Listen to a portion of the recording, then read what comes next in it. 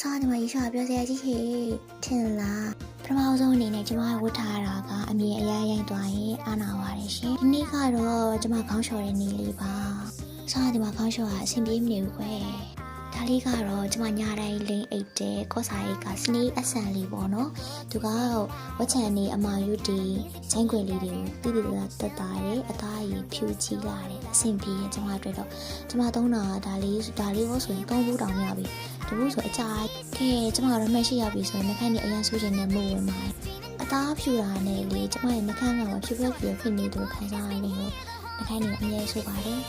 ဒါလေးကတော့ Secret House ကကျမလိမ့်နေကြလေးပေါ့နော်သူကဒူးမဲတာတွေထောင်စင်းမဲတာတွေချိုင်းမဲတာတွေအဲ့လိုတိတိကျကျတက်ပါတယ်ပျောက်ကင်းနှစ်ပတ်လောက်လေးရင်ကိုပဲတိတိကျကျ reset ထွက်တယ်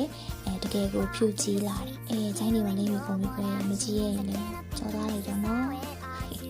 skin care ဆိုတာလေကိုကတာကဲရင်လည်းသူကကဲချင်မှကဲရတစ်ဖက်သက်အချစ်လိုမျိုးပေါ့နော်ကိုကတာချစ်တာသူကချစ်ချင်မှချစ်တာလေကဲပြီးပါပြီတတာအမ